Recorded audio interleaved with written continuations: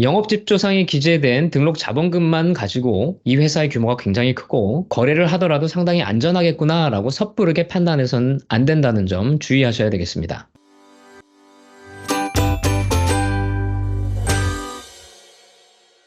안녕하세요. 18층 변호사들 중 한 명 류승호 변호사입니다. 아마도 이 영상을 보시는 분들은 회사에서 중국 업체와의 거래를 담당하시는 분 또는 중국과 거래를 많이 하시는 업체의 대표님들이실 거로 생각이 드는데요. 우리 회사와 거래하는 중국 업체는 어떤 회사인지, 주식회사인지, 유한회사인지, 또 대표자는 누구고, 자본금은 얼마나 되는 회사인지 당연히 알 필요가 있습니다. 최근 한국 기업들이 중국 시장에서 많이 철수를 하고 있긴 하지만요. 여전히 중국에 신규로 진출하는 회사가 많이 있습니다. 자회사를 설립하는 형태로 진출을 하는 경우가 많이 있기 때문에 이런 경우에도 우리가 중국에 어떤 형태로 회사를 설립할 수 있는지, 과연 중국에 설립하는 회사는 어떤 형태인지 미리 체크해 볼 필요가 있습니다.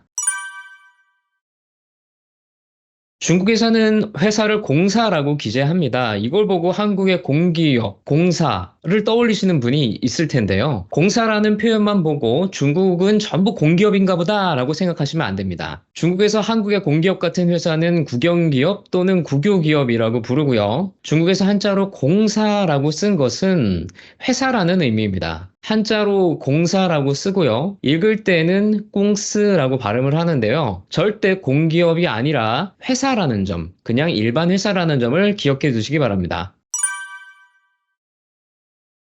한국에서는 회사의 형태를 5가지로 분류를 하고 있죠. 한명회사, 합자회사, 그리고 유한책임회사, 주식회사, 유한회사 이렇게 분류를 하고 있습니다. 그리고 한국에서는 주식회사 형태가 대부분이죠. 그래서 중국에도 주식회사 형태가 가능한지라고 궁금해하시는 분이 있을 텐데요. 중국에도 주식회사에 해당하는 회사가 있죠. 바로 고분유한공사라고 합니다. 처음에 고분유한공사라는 말을 들으면 이게 무슨 말이지? 라고 생각이 드실 텐데요. 고분은 주식이라고 보시면 되고요. 유한공사는 유한회사라고 보시면 되겠습니다. 고분유한공사는 중국어로 구분요限公司라고 발음을 하고요. 한국의 주식회사하고 유사한 형태라고 보시면 됩니다. 그리고 또 하나의 형태의 회사가 있는데요. 바로 유한책임공사입니다. 한국의 유한회사와 유사한 형태다라고 생각하시면 됩니다. 이렇게 앞으로 중국과 거래를 하시면서 만나게 될 회사는 방금 말씀드린 오분유한공사와 유한책임공사 이렇게 2가지라고 보셔도 무방합니다. 여기서 잠깐만요. 혹시 오해하실 수도 있으니 조금 더 설명드릴게요. 과거에는 외국인이 투자한 기업에만 따로 적용되는 법률이 존재했었거든요. 그래서 한국에서 투자한 회사들은 외상 독자 기업, 중외 합자 기업, 중외 합작 기업 이렇게 복잡하게 분류했었는데요. 2020년도에 이 법이 폐지되고 중국 회사법에 따르게 되었습니다. 그래서 고분 유한공사와 유한책임공사로 나눠지게 됐어요. 인터넷 검색을 하시다 보면 과거 정보가 아직 많이 나오기 때문에 헷갈릴 수 있으니까요. 조심하세요.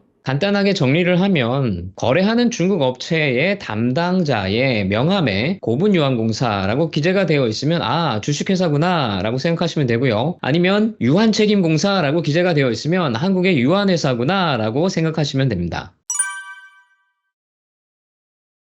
자, 그러면 고분유한공사인지 유한책임공사인지 어떤 것을 보면 알 수 있는지 명함 말고 다른 문서는 뭐가 있는지 살펴봐야 되겠죠? 한국에서는 사업자 등록증, 법인 등기부를 보면 회사의 기본적인 정보가 기재되어 있습니다. 중국에도 이와 유사한 문서가 있는데요. 영업집조라고 부릅니다. 영업집조에는 회사의 형태, 대표자, 자본금, 주소 등 기본적인 회사의 정보가 기재되어 있기 때문에 중국 회사와 거래하실 때는 사전에 반드시 요청을 하셔서 해당 정보를 확인하실 필요가 있습니다. 백문이 불여 일견. 그러면 영업집조가 어떻게 생겼는지 한번 같이 보실까요? 자, 이게 바로 영업집조라고 하는 문서인데요. 자, 보이시죠? 화면에 떴을 겁니다. 가운데는 영업집조 4글자로 한자로 써 있습니다. 여기서 이 한자가 영업집조가 맞나요? 저는 한자를 잘 아는데요. 이거는 조금 다른 것 같아요. 라고 생각하시는 분이 계실 거예요. 한국에서 쓰는 한자하고 중국에서 지금 쓰는 한자하고는 조금 다르죠? 중국에서는 지금 간체자를 쓰고 있기 때문에 지금 저희가 쓰는 한자하고는 조금 모양이 단순화되어 있습니다. 그래서 이 가운데 네 글자 영업집조라고 써 있는데 영자도 그렇고 업자도 그렇고 집자도 그렇고 조자를 빼고 나머지는 전부 단순한 형태로 지금 저희가 쓰는 한자하고는 조금 다르죠. 그래서 한국에서 한자를 좀 잘 읽는 분들도 중국어를 보시면은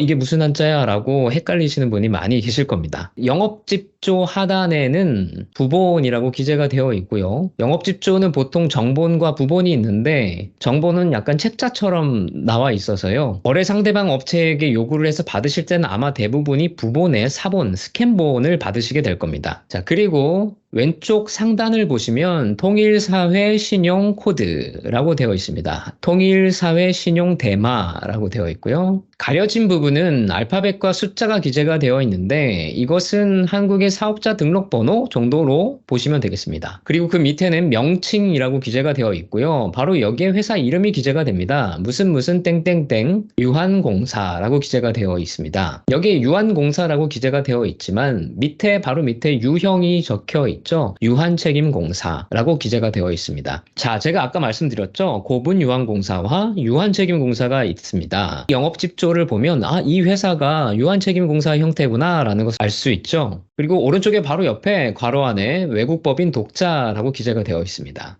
자, 이것은 무슨 말이냐면 한 개의 외국법인이 투자해서 설립한 법인이다 라는 의미입니다. 만약에 외국법인이 투자를 했는데 중국법인과 같이 합자를 했다라고 하면 독자가 아니라는 취지가 기재가 되어 있고요. 혹은 외국법인이 아니라 중국법인이 자연인이 설립을 했다. 자연인이라는 것은 개인이죠. 개인이 설립했다라고 하면 그 옆에 자연인이라고 기재가 되어 있고요. 이처럼 간단하게 주주에 관한 정보를 괄호 열고 기재를 하게 됩니다. 즉 주주가 외국인인지 내국인인지 그리고 한 개의 회사 독자인지 아니면 여러 개의 회사인지 라는 정보가 괄호 안에 표시가 됩니다. 그리고 그 밑에는 법정 대표인이라고 기재가 되어 있죠. 한국으로 치면은 대표이사가 누구인지 기재하는 곳입니다. 그리고 그 하단을 보시면 경영 범위라고 기재가 되어 있는데요. 이곳은 한국 법인등기부의 설립 목적과 같은 내용이 들어갑니다. 즉, 이 회사가 경영 활동을 할 수 있는 범위, 어떤 경영 활동을 목적으로 설립이 되었는지, 어떤 활동을 하려고 하는지 여기에 기재를 하게 됩니다. 즉, 제조업이면 제조업, 수출입업이면 수출입업. 회사들이 굉장히 많은 하나의 종류의 영업 활동만 하는 게 아니기 때문에 굉장히 다양한 활동들이 여기에 기재가 되고요. 보이시는 것처럼 이 가려진 부분이 상당히 크죠. 이 회사도 경영 범위가 상당히 많이 기재가 되어 있었습니다. 자, 오른쪽 상단을 한번 보실까요? 오른쪽 상단에는 등록 자본금이 기재가 되고요. 얼마 금액이 기재가 됩니다. 여기서 주의하셔야 될 점은 등록 자본금은 한국과 달리 이 금액이 전부 납입되었다는 취지는 아닙니다. 자, 영업집조상의 등록 자본금이 얼마라고 등록이 되어 있다 하더라도 그것이 전부 납입되었다고 볼 수는 없고요. 회사가 자체적으로 정관상에 기재를 해서 상당한 기간 동안, 얼마의 기간 동안 나누어서 납입할 수 있다라고 규정을 해놓으면 반드시 실납하지 않더라도 등록 자본금을 설정을 할 수 있기 때문에 영업집조상에 기재된 등록 자본금만 가지고 등록 자본금이 이 정도이니 어느 정도 규모가 있겠구나. 등록 자본금이 상당히 많으니 이 회사의 규모가 굉장히 크고 거래를 하더라도 상당히 안전하겠구나 라고 섣부르게 판단해서는 안 된다는 점 주의하셔야 되겠습니다. 그리고 그 하단에는 설립 일자가 기재가 되어 있고요. 그리고 그 밑에는 주소 정보가 기재되어 있습니다. 그리고 오른쪽 제일 하단에는 등기기관의 날인입광 기재가 되어 있고요. 왼쪽 하단을 보시면 국가기업 신용정보 공시 시스템 페이지가 기재가 되어 있습니다. 원래는 이곳에 접속을 하셔서 이 회사의 명칭을 검색을 해보면 이런 기본적인 정보는 모두 조회가 가능한데요. 현재는 중국 바깥의 IP로 접속을 해서 조회를 하는 경우에는 잘 검색이 되지 않더라고요. 이 국가기관에서 운영하는 이 조회 시스템 말고도 일반 기업들이 제공하는 조회 시스템이 존재하긴 하는데요. 중국 바깥에서 쉽게 가입이 되지 않는 상황입니다. 시기적으로 조회가 가능한 경우도 있긴 한데요. 대부분이 막혀서 잘 조회가 되지 않을 때가 많기 때문에 거래 상대방인 중국 업체한테 요청을 해서 영업집 영업집조를 확인을 하시는 게 필요하겠습니다. 자, 오늘은 우리가 거래하고 있는 중국 회사의 형태가 어떤 것들이 있는지, 그리고 어떤 문서를 통해서 그 회사의 기본적인 정보를 확인할 수 있는지에 대해서 살펴봤고요. 실제로 영업집조를 보면서 각각의 어떤 정보들이 기재되어 있는지 확인해 봤습니다. 다음에는 좀 더 도움이 될 수 있을 만한 다른 내용으로 영상을 준비해 보도록 하겠습니다. 감사합니다.